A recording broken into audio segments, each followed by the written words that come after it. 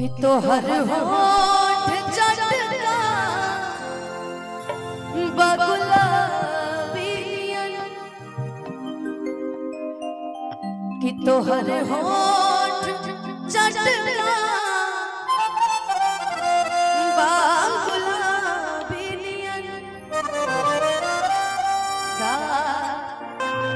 उगल बने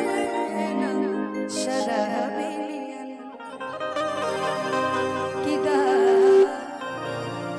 उगल बने शराबी। आज तारा से पैसा ले बड़ी खराब लगता है। हर कार्यक्रम में हमनी के दिल जला अपना भाई के अपना दोस्त के, लेकिन तब वो यार तोहनियों का पेमेंट बढ़े के चाहिए।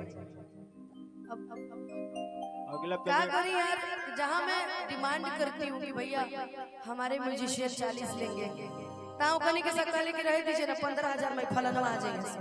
क्या करूँ मैं, मुझे भी तो मजबूरी है ना, मुझे मेरी टीम लेके चल जाए। और कहीं ना कहीं हमारे लिए बहुत बड़ी बात है कि हर गायक का पेमेंट 5-5 लाख रुपया बा, 10-10 लाख रुपया बा, 20-20 लाख रुपया बा। अब म्यूजिशियन के पेमेंट आज भी एगो म्यूजिशियन के 2,000-1,500 मिलेला। हम चाहब कि रउआ सबके भी कबो-कबो पेमेंट पड़े। आज जो ना मंच में हमके इनाम मिलेला हम देबे करीला सबके, ऐसा बच्चा उतना हमरा से हो पाएला करबे करीला। बाकी हमार भाई कबो पेमेंट खातिर मुंह खोलस कि कितना देले बड़ो ना देले बड़ो, ठीक बा हमने के बीच के बात कि तोहर होठ चटका बगुलाबी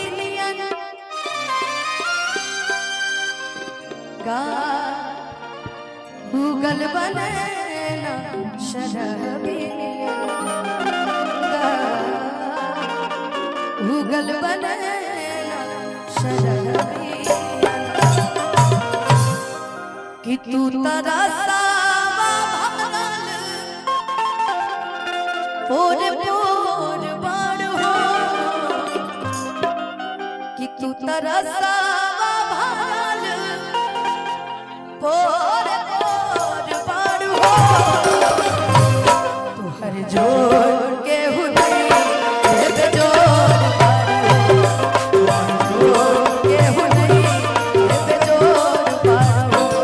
गोरिया चांद के चुनिया नियत गोर बाड़ हो चांद के चुनिया नियत गोर बाड़ हो के हुदई दे जोर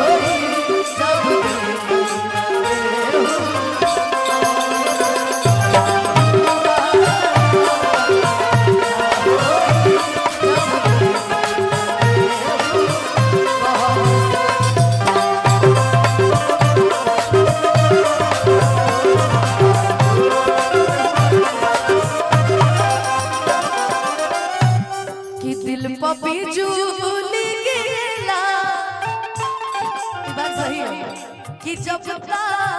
केला तू आशुतोष जी भोजपुरी के बहुत अच्छा गायक हो गए,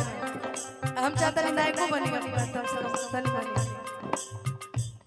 कि दिल पर बिजुली गिरेला जब केला तू राजा हंस के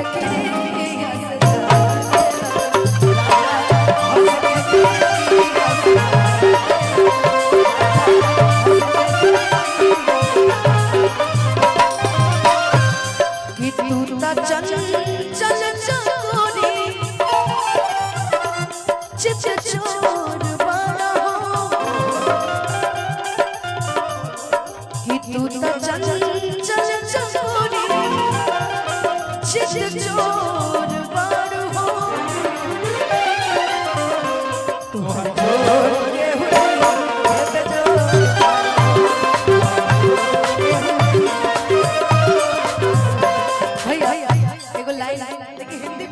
कॉम्बिनेशन बड़ा बढ़िया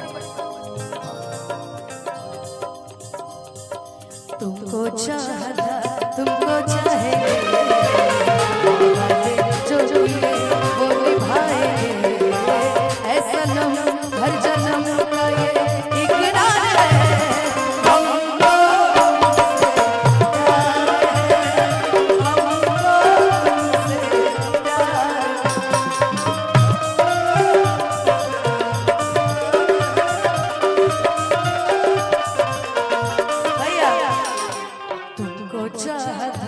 तुमको चाहेंगे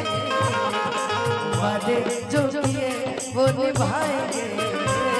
ऐसा हर जन्म का ये इकरार है हमको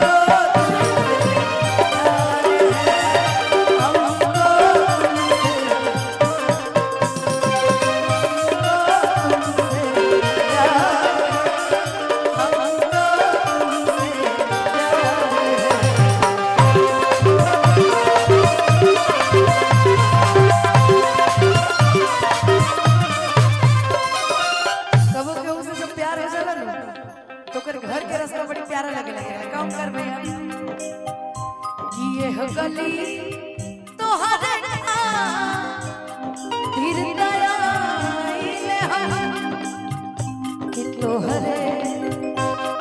खातिर जिंदगी गवाई ले हम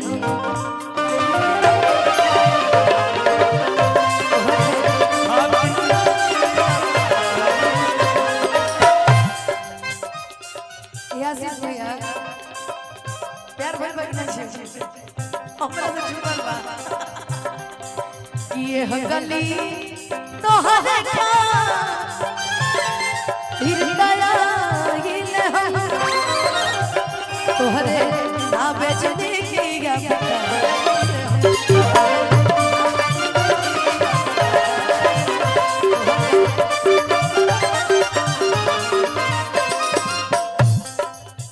तू तो गमात पसंदी झकझोर बाड़ो